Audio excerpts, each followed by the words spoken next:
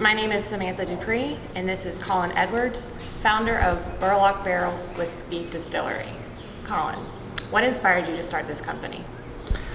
What inspired me to start Burlock and Barrel Distillers of Florida was an ambition that I've had ever since I was a growing teenager, and something that my father said to me a long, long time ago, which was to not continue to work for someone else your entire life and to continue to make them rich. And that sounds like a comment that a lot of people would take a step back from and not run with or take the helm on. But it inspired me to always take the next step in my career, working up through the ranks of a large transportation company in the logistics field, and eventually take a step back and look around and say, I was, in one of those positions where I wasn't going to go any further or do anything else until somebody either retired or walked away from their position, or in one of those spots where somebody had to die or some event had to have happened for me to advance in that company, a company that I invested a lot of my time in developing my career with. And it just seemed like a time where I stepped back and said, you know what, I am continuing to make someone else rich. I am continuing to put all my time and effort into advancing someone else. And it was time for me to advance myself. Okay. So. What obstacles have you had to overcome starting your own company?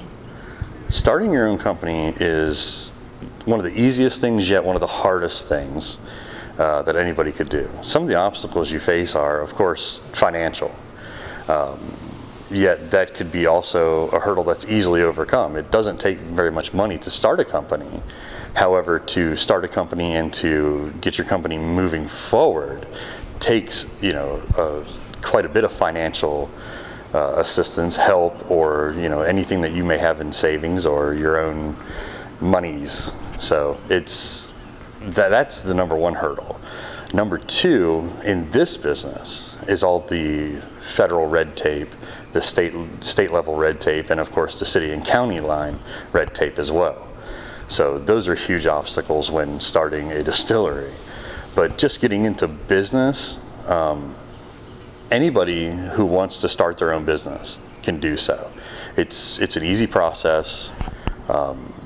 But you're going to face hurdles no matter which way you go, and there's bumps in the road no matter what you do. Some of the things that we've come across are the wood shortage for barrels, district problems, congressmen, state level laws, federal level laws, Florida being very strict with prohibition era laws, where other states are very liberal and allow for distilleries to do things that Florida does not. So it's been a hurdle after hurdle, but there is light at the end of the tunnel as well. So. Okay. How do you plan on making the whiskey once you get in production? We make it with more traditional methods than some folks are doing today. We will hand mill all of our grains that come in the door. We have a very corn heavy mash bill here, which is favorable for Tennessee style or American style whiskey. But we'll hand mill all of our grains with remineralized water system that we have here. We'll mash it, ferment it here on site with open fermentation, and then barrel age it, bottle it, and get it out to the consumer. Wonderful.